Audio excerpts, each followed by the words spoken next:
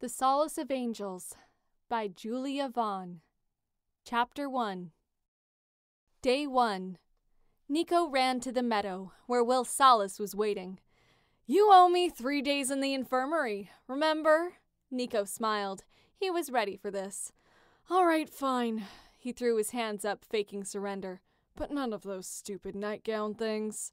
Will laughed at him, and then fake pouted. "Then what's the point? Humiliation is, after all, my specialty." "I thought it was medicine. Am I making a mistake trusting you?" He smiled, starting to back up, and Will caught him. "I hope not. After all, you are stuck with me for 3 days." Will took him by the hand and led him to the infirmary. "Oh, holy crap, Nico!" Will nearly shouted as he saw the werewolf lacerations. "How long have those been there?" Nico cringed. "A week, maybe? Fatigue had probably stopped them from healing. 5 to 7 days, maybe. It's probably nothing." "Nothing? Nothing?" Will rolled his eyes and went to the supplies cabinet, muttering about infections and bandages and idiot tough guys. Nico looked around, becoming uneasy. There were a lot of people here. A lot. Most of them in pain or upset about something. He started to tap his fingers rhythmically and look for ways to leave unnoticed. He didn't want to hurt Will's feelings, but he didn't do well with people. He was a lone wolf, a creature of solitude. Will came back, and all of the thoughts were expelled, for now. "Now, are there any other nothings I should be looking at?" Will said. "Well, not really." Will raised an eyebrow. "What does not really mean?" "It means not really. I'm just really tired." "How many times have you shadow traveled in the last week?" Nico didn't want to answer. He looked down and fiddled with the sheet on the metal-framed bed. When he didn't respond, Will sighed. "Nico?" "I lost count." "I'm really going to have my hands full with you, aren't I?" He isn't wrong, Nico thought. Will dabbed some antiseptic on a cotton ball and started gently dabbing the wound. Nico flinched at the contact. "Damn, that burns."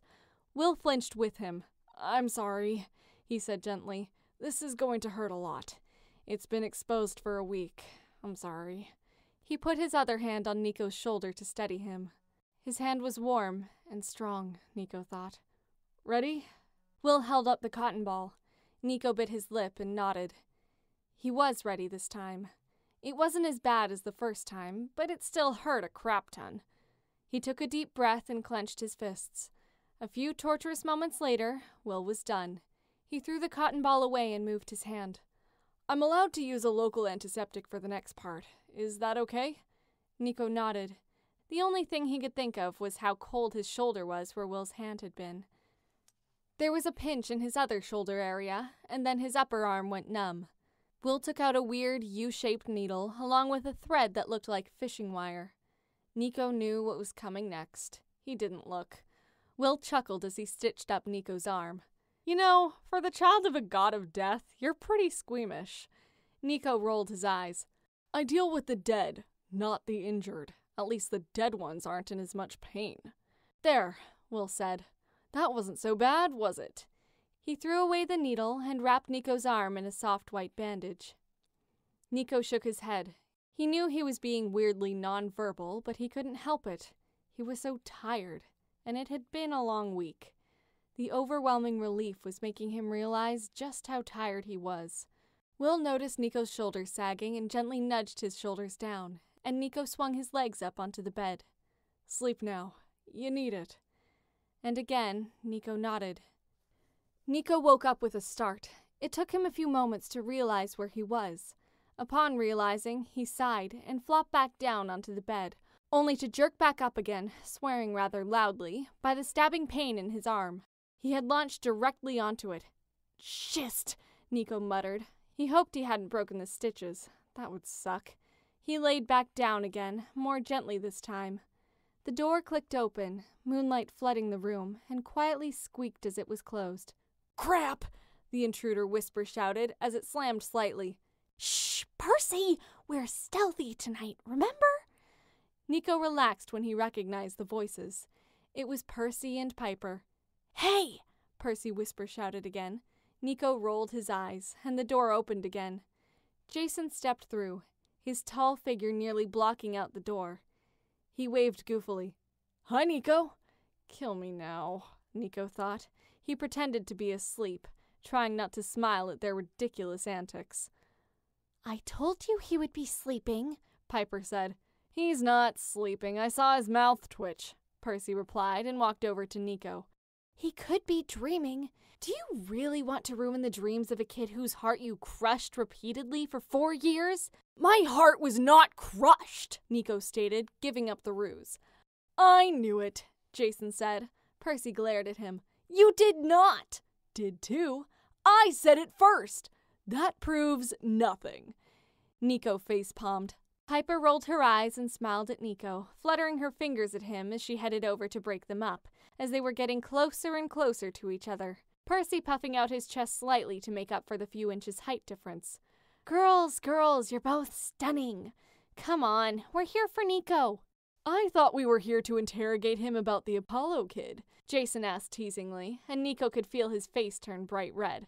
Nothing! Shut up! I mean, what Apollo kid? None of your business. All of the other demigods tried not to laugh, and Piper failed miserably. You know, he's bi about yay high, gorgeous blonde hair, and these amazing abs. He has abs? Nico choked on the water he was drinking in hopes that the cup would hide his blushing. All of them cracked up again, except for Nico. I mean, abs. Wow. I really would like to meet this beautiful stranger. Piper gave him a disappointed look. Fine! I'm here because of Will. Happy? Couldn't be more so. And the sun's about to come up, so we need to scoot. Bye! She kissed him on the cheek and scrambled out of the infirmary. Percy punched him on the shoulder. Catch you later, bro. Jason waved and slapped him on the back. Get better! When they all left, he sighed and laid back down. The day hadn't even started yet. Chapter 2. Nico woke up groggy and confused to see Will Solace leaning over him. Zeus, you sleep like the dead. No pun intended. He grinned and started to unwrap the bandage to check on Nico's wound. A bit better, but I think you need a little more time in bed. Nico raised an eyebrow. Will backtracked immediately. I meant to, for recovery. Sure. Nico flopped back on the bed again and winced. Again. I really need to stop flopping so much. So, 3 days, right? And I'm free to go? Pretty much, yeah. Will had gotten up to do medical things and was only half paying attention. He turned around and started singing. Whoa, dude, what are you doing? Nico scrambled back into an upright position, then out of the bed. I'm singing. He stated it like, duh. Okay, why are you singing? Will sighed exasperatedly and looked up at the ceiling. Every time, he muttered. It's a hymn to Apollo. It's how we heal people here. Oh, well, seeing as Apollo's MIA, could we skip it this time? Nico wouldn't meet Will's eyes. He said it quietly, but his tone told Will he wouldn't stay here long if he didn't comply. Will threw his palms up in surrender. De Immortalis, fine, but I have more patients to see. No running off. A nymph should be by soon with breakfast. Will walked over to another cot, and Nico watched him as Will's expression softened considerably whilst looking at the girl in the cot in question. She was very pale, with ebony hair, and she was so thin it was frightening. The girl was wearing a white tank top and cobalt blue gym shorts with white and black stripes down the side. Her breathing was very shallow, and she didn't stir when Will gently took her pulse from her neck, or when he wrapped a fabric cuff around her upper arm and took her blood pressure. One of the breakfast nymphs stopped by her cot and placed a bowl of ambrosia pudding on her side table and tapped Will on the shoulder. She said something indistinguishable, and Will nodded in response, tiredly. She then took his spot and started murmuring happily, smiling and chatting one-sidedly with the girl as if there was nothing wrong with the fact that she was being spoon-fed. Nico got a feeling in his gut that she wasn't going to last much longer. Her name's Cecily. Huh? Nico turned and saw a satyr he hadn't noticed in the cot beside him. One of his legs was wrapped in a fresh but blood-stained bandage. His hair was like a typical satyr, brown and curly, and his eyes were large and very dark brown. The girl, her name, it's Cecily, Thanks, Mindy. Another nymph handed him an origami bowl made of newspaper filled with what looked like wild berries. He winked at her as she giggled and blushed. No problem, Barry. She ran off to get more food. That's Mindy, Barry explained to Nico. I gathered.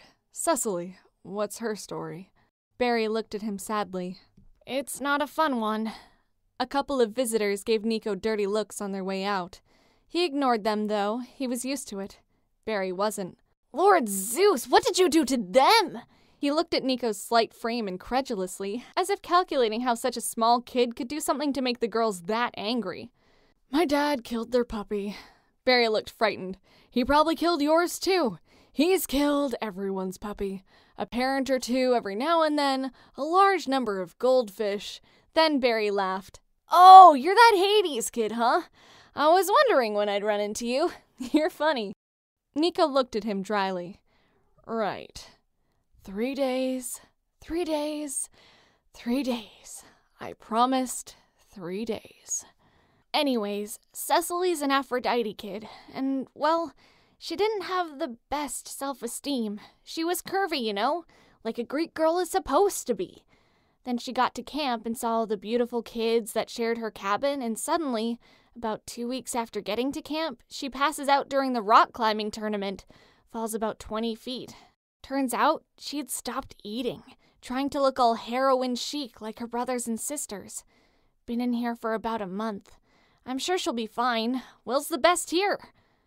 No, she really won't, Nico thought, but he silenced it. It was bad enough being a child of Hades in a place of healing.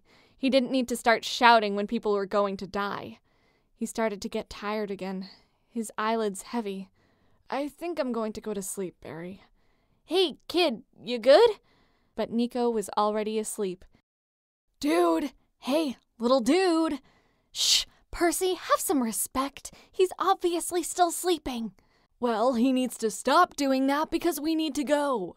Nico opened his eyes just in time to see a familiar pair of gray eyes roll at Percy's antics. Nico blinked, causing Percy to look at him. He smiled immediately. Hi, Nico. How are you? Wait, Annabeth, do we have time? Annabeth checked her watch and thought for a minute. We will have to run for it. All right, Nico, you may answer the question. Nico was confused. I'm fine. Time for what? Percy grimaced and Annabeth interjected. That's what we're here to talk to you about. We're moving to New Rome today. She looked away. The goodbye party was last night. She fiddled with the hem of her shirt and smiled uncertainly, waiting for a response. Oh, Nico's voice broke. He had forgotten that specific little detail of his friend's little happy ending. The first demigods he'd ever befriended, and his first crush, were moving about 3,000 miles away.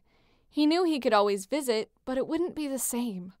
Visiting would mean watching them build a new life around themselves, one that he wouldn't be able to be a part of. That hurt almost more than the fact that they were his best friends, and they were abandoning him. They had every right to, of course, but summer would never be like it was before. Now it wouldn't include them. He cleared his throat and faked a smile.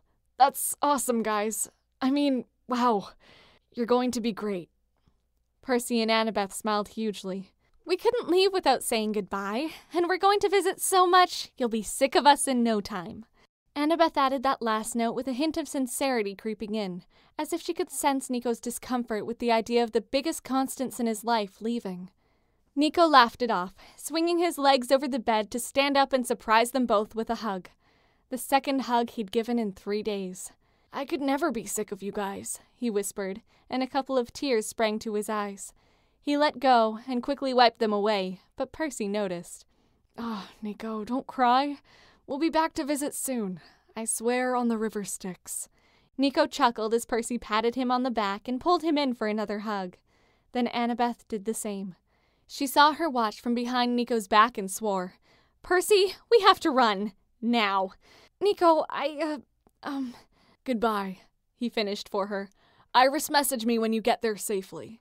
She nodded and kissed him on the cheek, grabbed Percy's arm, and booked it towards Half-Blood Hill.